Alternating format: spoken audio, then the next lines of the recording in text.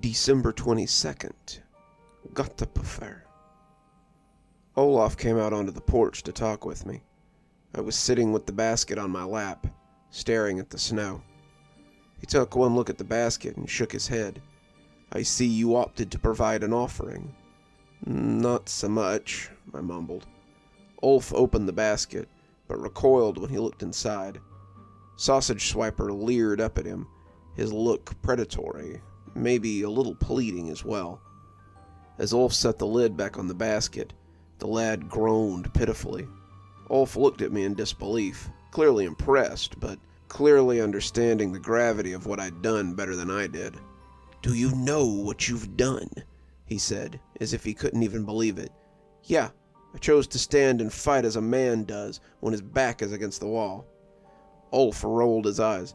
"I swear, Frady, the longer you live here, the more you sound like a Viking." "I wish I could say the same," I said darkly. Ulf threw his hands up.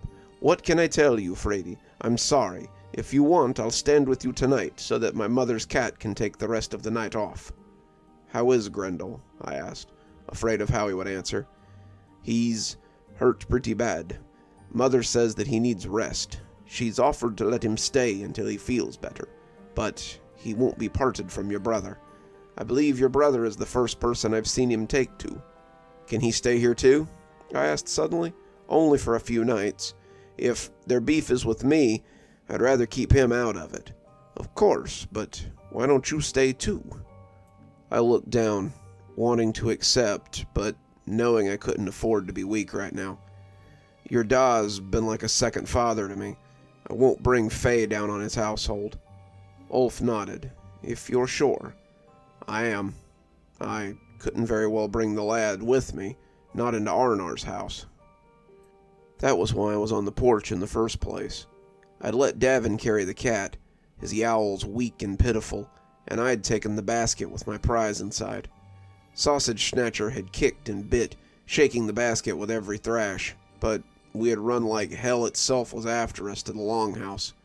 I could feel their eyes on me as we took to the night, window peeper probably keeping a tab on us, but they didn't try anything, and we finally made it to the longhouse. I had stayed on the porch as Sigrun worked on the brave cat. I didn't dare let the basket out of my sight, and I'd kept a foot pressed on it the whole time. He groaned and rolled, seeming to plead with me to just open the basket and turn him loose, but I cared little for his whining. Who cared if this little bastard was uncomfortable? He and his ilk had made my night a living hell, and they had almost killed Grendel. I was in no mood to show him any hospitality, no more than I already had. Ulf sat next to me, though he seemed a little uncomfortable at how close he was to the little beastie. "Were you serious about what you said? Would you stand with me tonight if it came down to it?" Ulf snorted and smacked me on the shoulder. "I will. If my brother is set against Faye, then I suppose I am as well." I smiled and threw a one-armed hug around him. "You're a good friend, Ulf." He went back inside for a little, and I heard him and his father talking loudly. I felt selfish as I heard them get louder and louder. Ulf was risking his place in the house for me.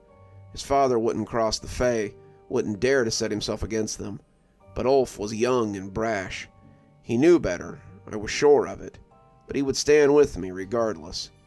He came out with a duffel bag over one shoulder, and a resolute look spread across his face. "Let's go, before I lose my nerve," he half whispered. As we left, I heard the door push open, and Davin stepped frantically onto the porch. "Where are you going? Were you just going to leave me behind?" I could see Arnar in the doorway, his face disapproving, but he seemed to have come to terms with my decision to fight. "Stay here," I told him, getting down on his level as I explained the situation to him. "Stay with Grendel and keep him safe. He needs you to protect him now. I'll be back when this is all over. Count on it." "But—" he started to turn and look at Arnar, clearly wanting to go, but not wanting to leave Grendel behind. "Ulf's coming with me," I said. "He's going to help me defend the house. You rest. Keep Grendel safe. I'll come back when everything's done."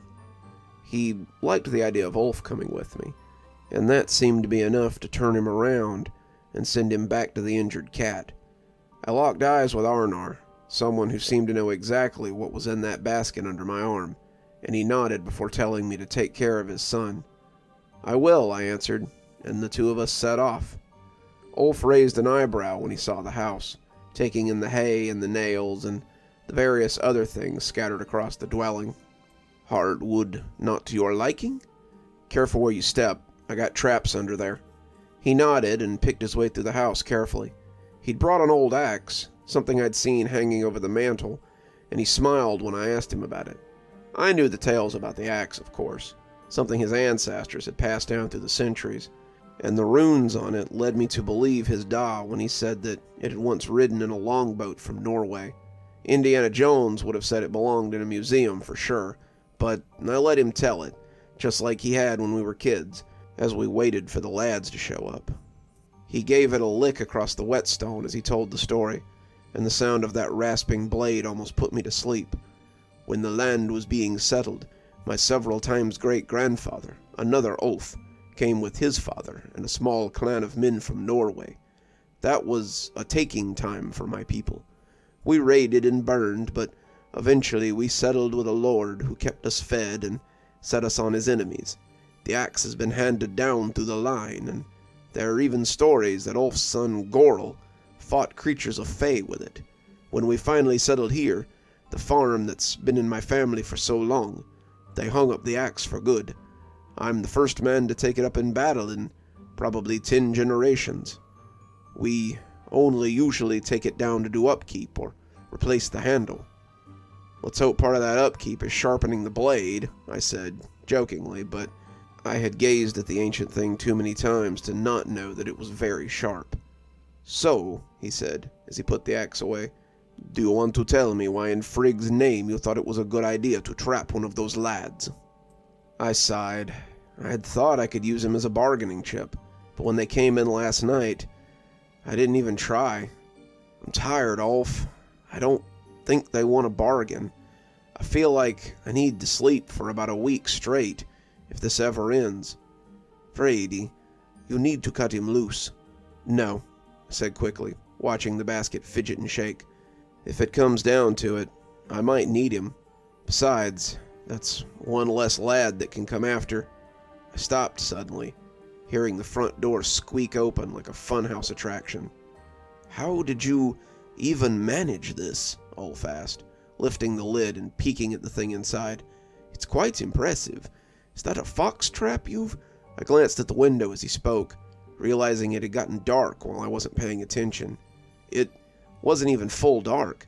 The sun was still pink on the horizon, but it seemed that they hadn't waited today. The second the day passed, they decided to attack, and I guess I couldn't blame them. If someone had my brother, I wouldn't waste any time either. I shushed Ulf and hunkered down, both of us taking up our weapons and preparing for battle. Ulf snickered at my bat and hatchet, but I shook my head at him as I watched the door. The sounds of feet were audible on the roof. The group now 10 strong, and they tromped loudly as they made their way to the front of the house. The feet stopped outside the open door as they grouped up, and I heard a new noise then, something like a hound as it sniffed at the base of the door. It got a snootful of something, too, because it started chattering excitedly as another of the group garbled in that broken language of theirs. "Get up, Uffer," Ulf whispered, cocking an ear and listening to the little monsters talk. "Do you understand any of that?" I asked hopefully. "Some. It's a little like Icelandic, but it's older. I can pick out one word in 5, and they don't sound good." I thought about it for a minute, not sure how best to proceed. Do you think you could talk to them?" Ulf thought about it. "Maybe," he hedged, speaking to the door in a rough tongue I'd never heard before. The group on the other side of the door was silent as he spoke to them. They chattered amongst themselves once he was done, their words low and growly, before one of them spoke back to him in kind. The two spoke back and forth for a minute, Ulf not seeming sure of his words, while the lad spoke with confidence. Their words were strange. I was used to Ulf and his odd Icelandic language, 5 parts song and 5 parts growl, but this was different. This sounded like stones grinding together, like ice forming and melting in total silence, of reindeer running along the steppe, and so many other things. I listened in rapt silence, trying to pick up their patter, and when Ulf looked back, he didn't seem happy. I understood about half of what they said, but the gist is that they want their brother back. What's he willing to trade in return? I asked, keeping an elbow on the hooting basket. Nothing. He wants his brother back. That's all he really said. He will trade nothing. He will accept nothing but his brother back. Tell him I'll release his brother if he leaves me alone. I'm tired of them attacking me. I want them to leave me and my family alone. Ulf bit his lip. I'll try. He spoke to the lads for a few minutes, their gravelly voices returning quickly whenever he finished, and he turned back, shaking his head after a few minutes. He just keeps saying the same thing, over and over again. He wants his brother back. Give him his brother back, or they'll come and get him. I gripped the bat tightly. Then they're gonna have to come and get him. They must have understood that one. They screamed in hellish glee as they charged, but Ulf and I were ready. We kicked the door that separated the mudroom from the living room, and they squealed as they hit it. The door started rattling like someone was trying to open it. It would only open inward, though, and Ulf and I both had our backs against it as they started trying to destroy it. They hacked at it brutally, their knives coming down on the wood like gunshots, as the tin set about its destruction. The basket began to cackle loudly as the knives pierced the thick wood, sending shafts of light into the dim room. The little bastards were strong, and I realized I was fighting them at what must have been the height of their power, or near to it. This was Yuletide, their time, and I was trying to fight them when they were arguably at their strongest. Maybe I should have tried to make amends, but it was a little late for that now. Hold on, I yelled, leaving Ulf to set his massive shoulders against the door as I ran back to the bedroom.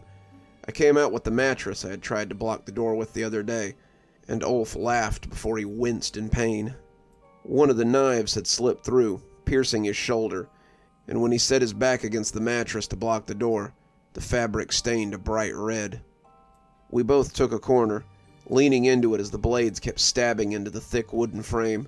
We were pushed mercilessly from the other side, and for creatures the size of children, they were devilishly strong. I could hear the cloth tearing and the springs groaning under the assault, but we held against them nonetheless. It seemed to go on forever, the adrenaline coursing as the two of us held fast. Soldiers often talk about time becoming funny in battle, but I never understood it until I spent time at the mercy of the lads. Sometimes minutes felt like hours. Other times, a whole night could go by in the blink of an eye. It must have been hours, though. It had to be, because I remember well when the pounding stopped.